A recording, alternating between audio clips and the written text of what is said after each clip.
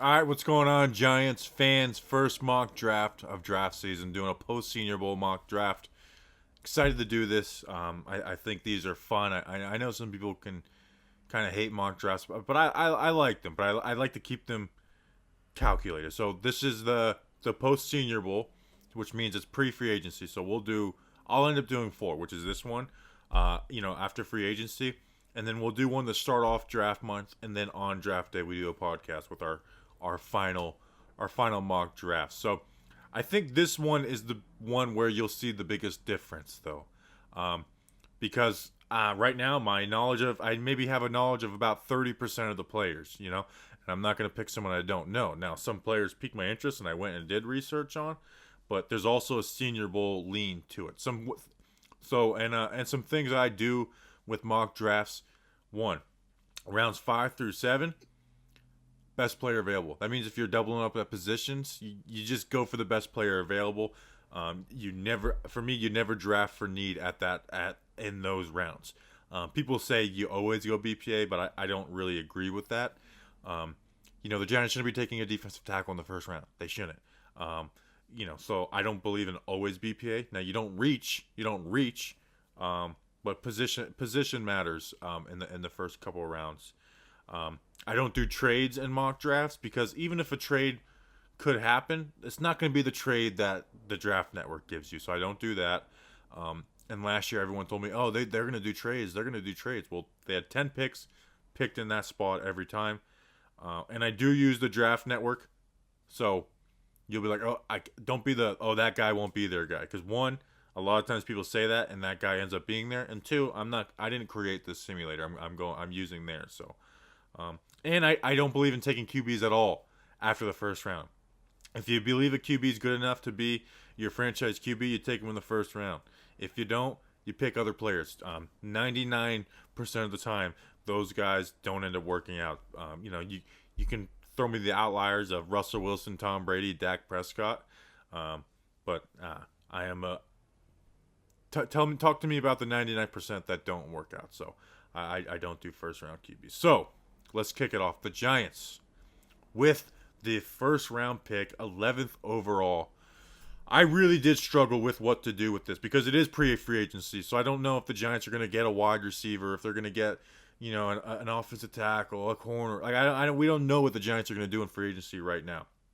So pre-free agency, I'm going wide receiver out of Alabama, 5'10", 182 pounds, Jalen Waddle. Jamar Chase and Devontae Smith were both off the board. So I'm going Jalen Waddle. This was kind of difficult for me. It was between Jalen Waddle, Kyle Pitts, and then Patrick Surtain from Alabama. Pitts, people are pitching him as, maybe being the next great tight end. And I think that would be hard to pass up on. I need to really watch him a little more, and maybe I will end up there and end up making him my other one. Patrick Surtain, man, I love him out of Alabama. And having the idea of having, James Bradbury, Darnay Holmes in the slot, and then you can figure out cornerback too, hopefully, with that guy, that is intriguing. But with no free agent additions, we don't know if the Giants will go out and grab a wide receiver. I went Jalen Waddle, one, because I just think this guy's electric. I think he's going to be an awesome wide receiver in the NFL. And I think there's a good argument to be made that he's better than Devontae Smith. I mean, they played 4 games together to start the season before Waddle got hurt. Smith had 38 catches, 483 yards, 4 touchdowns, 12.7 yards per catch. Now, Waddle had less catches, but he had 25 catches, 557 yards, 4 touchdowns, 22.3 yards per catch. I mean, that's kind of unreal stuff. Now, he's not going to have 22 yards per catch in the NFL, but I think this guy is going to be a big play machine in the NFL, averaged 21 yards per catch this year. And some will say, well, he's a slot guy. Well, I don't know. I think he can play outside. I think he'll be a guy that plays both slot and outside. I think I don't think he'll be similar to Odell in that role. Not to say that he's Odell, but that he can play outside and the slot. He's not nailed down to one position. And, myself and Justin on our wide receiver review podcast, we kind of myth busted the idea that Sterling Shepard's only a slot receiver because his numbers are better on the outside, and the Giants' best offensive games came with Sterling Shepard on the outside and Golden Tate in the slot. So But this guy's speed is unreal, and speed kills in the NFL today. You see it with the Chiefs. Speed kills. I think he is the closest to a guy like Tyreek Hill than anybody in this draft. I think Jamar Chase is wide receiver 1 to me. But his speed is killer, man. You give somebody who can get that big playability, and he gets a ton of yak. His change of direction and his route running is unreal. I mean, he's an awesome prospect. This is a great wide receiver class with Chase and Smith. But, it's not crazy. It's not crazy if somebody says Waddle is their number 1 with this guy. And I wouldn't be surprised if Waddle goes before one of those two. I know right now he's mocked as the 3rd guy, but I wouldn't be surprised. And you know what? The Giants need separation at wide receiver. They need separation for Daniel Jones. Waddle will give them separation. They don't have any yak. Now, part of that is system. Waddle will give them that yak. He'll give them that big playability. We're looking for that big playability. Daniel Jones was the best rated deep ball passer in the NFL. We see how accurate it is. Give him someone where he doesn't have to have perfect passes all the time. Give him someone who's going to go out there and burn from the slot, from the outside, do all different types of things. So I'm going Jalen Waddle with the 11th overall pick for the New York Giants, and I'm not looking back after that. So excited about that pick. Bam! So I got my wide receiver. I got my wide receiver for Daniel Jones. So the clock is tick, tick, tick, tick, tick, tick, tick. We're in the 2nd round. 43rd overall pick. Now, this really wasn't a position in need, and I really was close to double dipping at wide receiver because there's a lot of wide receivers I like. So I was close to double dipping at wide receiver, but I'm ended up going with the guy that I love. Now, I didn't have the greatest of Senior Bowl weeks and ended up missing the game with because he was a little banged up. But I love this guy. Linebacker out of UNC, 6'1", 227 pounds. Chaz Surratt with the 2nd round pick for the New York Giants. He switched from QB to linebacker after a sophomore year. He was a QB, so made that position switch. But he came on the scene and dominated right away. His junior year in 13 games, he had 115 tackles, 15 tackles for a loss, 6.5 sacks and an interception. I mean, those are unreal numbers for a guy playing the position for the first time. And then his senior year this past season in 11 games, 91 tackles, 7.5 tackles for a loss, 6 sacks, 1 interception. So I know that the Giants don't have the biggest of need at that linebacker spot. You have Blake Martinez. You have a guy like Tate Crowder that you like. The Giants like to play some 3 safety looks, so maybe they're not even playing that spot a lot. But I think Chaz Surratt would put himself on the field, and I just think he's the perfect fit next to Blake Martinez because he's fast and instinctual. So you put that guy next to Blake Martinez, who's doing everything the right way. You put him behind the defensive line of the New York Giants, which is the strength of the Giants defense, and I think it will make what this guy does better. He can play good in coverage. He's still learning the position a little bit, but he's got a good understanding of coverage to me. He's just got good feel, in everything he does. You can tell he's natural and he's instinctive, and that's the biggest thing I look for in an inside linebacker is instincts. What are your instincts? And then you look at the sack numbers. I mean, he has legit pass rush ability. You don't see that from inside linebackers a lot at all.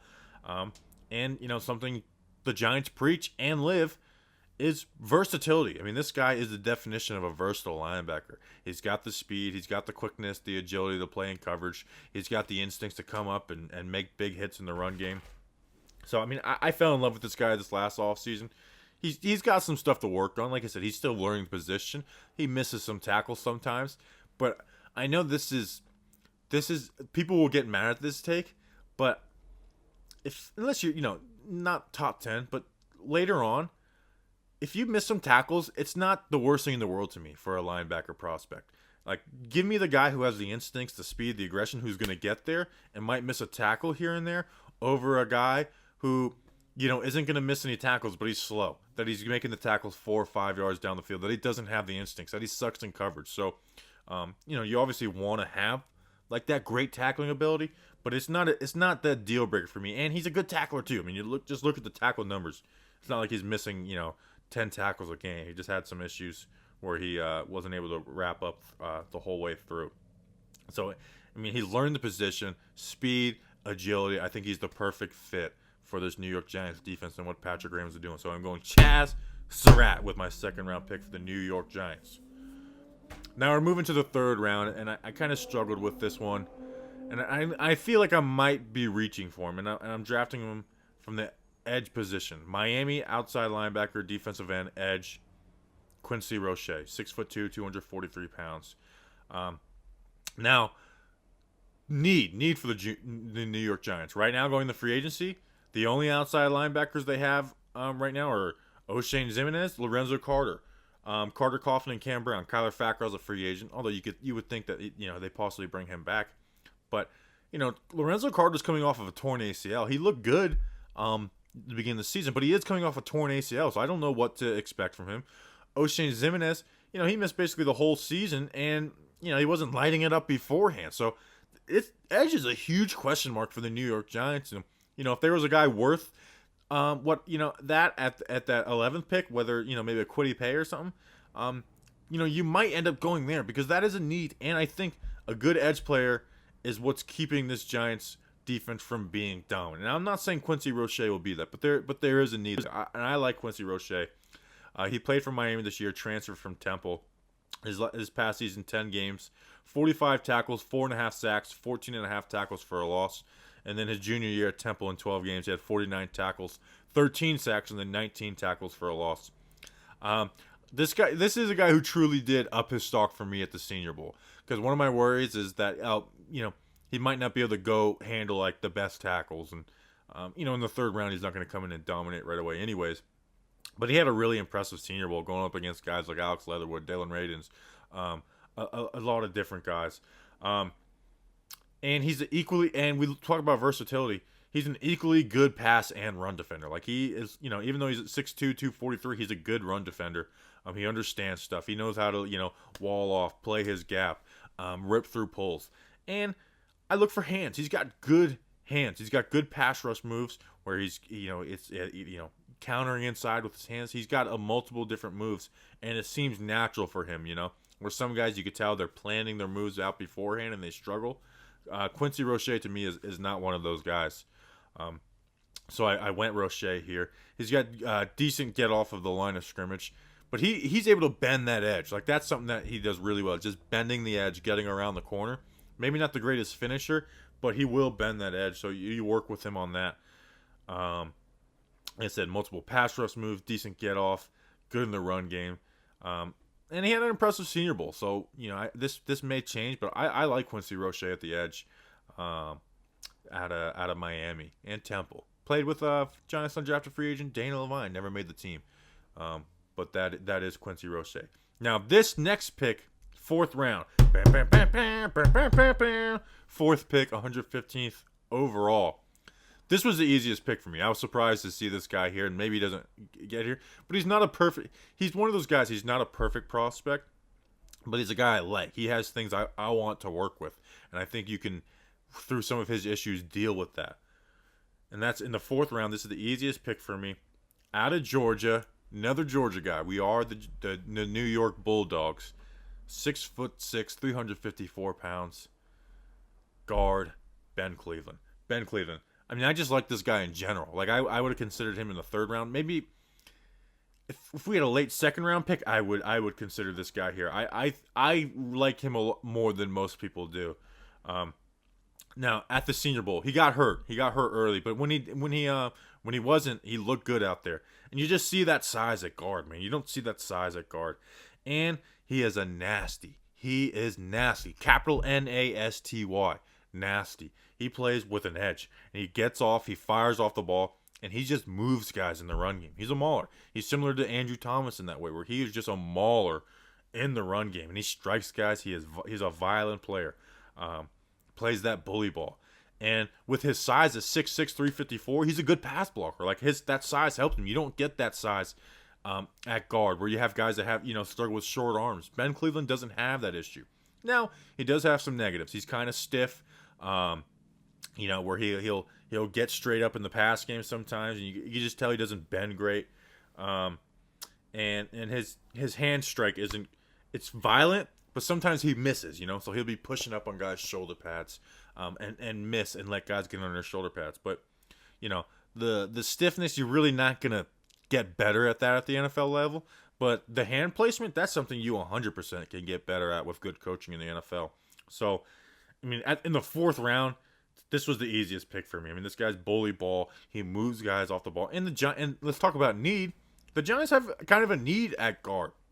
Kevin Zeitler, I don't know what's going to happen, but there's a good chance that he's not here next year. You know, there's a good chance with that contract and the Giants cap situation that they may move on. Now, I would love to see them do some type of restructure because Kevin Zeitler, you know, you don't want to make the offensive line worse on purpose. But let's just say they do move on from Zeitler. The team clearly doesn't feel great about Will Hernandez. Like, I don't know why, but he didn't play at the end of the season. He rotated in a little bit. And then Shane Lemieux, I liked him as a rookie, but he does have, he's not the greatest pass blocker. He's got issues. So I don't know how you could just feel confident being like, here we go. We got Will Hernandez and Shane Lemieux, and those are our starting guards, and we feel confident about that. So a guy like Ben Cleveland could be good competition for those guys. So I went Ben Cleveland in the fourth round for the New York Giants. Now, no fifth round pick, thanks to Leonard Williams. So we have 2 6th-round picks, our own, and then the one we got from the Arizona Cardinals for Marcus Golden, no 7th-round pick. So in the 6th round, pick 192, Duke. The Giants are becoming part of Duke gang. They're becoming, part of that Duke legacy. Coach Cutcliffe loves talking to the Giants because they love his guys. At 6'3", 225 pounds, defensive end, edge, Chris Rumph. I talked about the needs for edge. Chris Rumph is one of those guys, and there's people who said he was the best pass rusher in college going into this season. His dad is the outside linebacker coach with the Texans, although they got a new coaching staff, so he may be out. And in fact, I thought his dad would be a good hire for the Giants at their outside linebacker spot, and there is some connection there with Judge. His senior year in 11 games, 52 tackles, 8 sacks, 11.5 tackles for a loss. Junior year, 12 games, 47 tackles, 6.5 sacks, 13.5 tackles for a loss. Now, I think the reason why he's here in the 6th round is because he's undersized. He is skinny, at 6'3", 225. He is a skinny defensive end. He is small. But he's versatile. You can line him up. Versatility is a big thing for this New York Giants defense. You can line him up anywhere. So he's one of those guys. He didn't play in coverage, really, but I feel like he can be taught to play in coverage, and that is key for being an outside linebacker in the Patrick Graham system. So I feel like he's someone who can be taught at that. In the 6th round, you can have some patience to teach that guy. And you watch him get off the ball, it's unreal. So, yeah, is he undersized a little bit? Yeah, but like his get off is crazy. His pass rush moves, his hands, they're so quick. Like, I kind of was surprised he fell here down to the 6. I get he's small, but his get off of the line of scrimmage and his hands are so quick. Like, he has some legit pass rush moves. And to have that in the 6th round, I just couldn't pass up on that for the guy from Duke game. I mean, he's just got crazy get off the line of scrimmage. Got good speed and agility. He'll come hit you in the run game. Like, yeah, is he undersized? But yeah, he plays tough in the run game. I really like Chris Rumph, man. I fell in love with him actually last offseason, getting a sneak peek at this class a little bit. I'm a big fan of Chris Rumph, and getting him here, I like this. So now we're 5 picks later, finishing off the New York Giants draft with the 197th overall pick. In the 6th round, I made this pick, and then looking back, I was like, maybe I should have went somewhere else, but I did it. I'm sticking with it. Josh Palmer, wide receiver out of Tennessee, 6'2", 210 pounds. He's got a 6'5" wingspan. Numbers were never great at Tennessee. Last year he had 33 catches, 475 yards, 4 touchdowns, 14.7 yards per catch. The year before that, very similar numbers with only 1 touchdown. But the Giants do need some size at wide receiver. We took Jalen Waddle earlier. They do need some size at wide receiver and a guy who can make some contested catches. And that's what Josh Palmer is. He's a big body wide receiver who can make contested catches. He's not the greatest route runner in the world, but I watched him the Senior Bowl. He wasn't incompetent. He had some good feel for zone. So he impressed me at the Senior Bowl. I know the numbers aren't great, but I like him, and I'm taking a chance on size. There's a connection with Jeremy Pruitt, so if the Giants do draft him, you got to feel good because Jeremy Pruitt, was his head coach at Tennessee. So I'm taking a chance on size with Josh Palmer. So that is my draft. We got Jalen Waddle, Chaz Surratt, Quincy Roche, Ben Cleveland, Chris Rumph, Josh Palmer, 6 players. I wish we had 10 picks like we did last year. It's a lot more fun when you get to pick 10 guys and you're picking, from whoever you want in the 7th round. So that's it. You'll see my next one after free agency. Appreciate you guys. Please like and subscribe. And we're putting out draft breakdowns like crazy. This week we put out Alex Leatherwood and Amari Rogers. Got Rashad Weaver on there. I'm going to try and I really am going to try and do some of those one a day, man, and have ourselves a nice draft profile. So I really think Talking Giants is going to do some awesome draft coverage. I appreciate you guys. Again, please like and subscribe. And let me know what you think. Let me know what you think. Be nice about it. Don't be a douche. But let me know what you think. Appreciate it. And let's go Big Blue.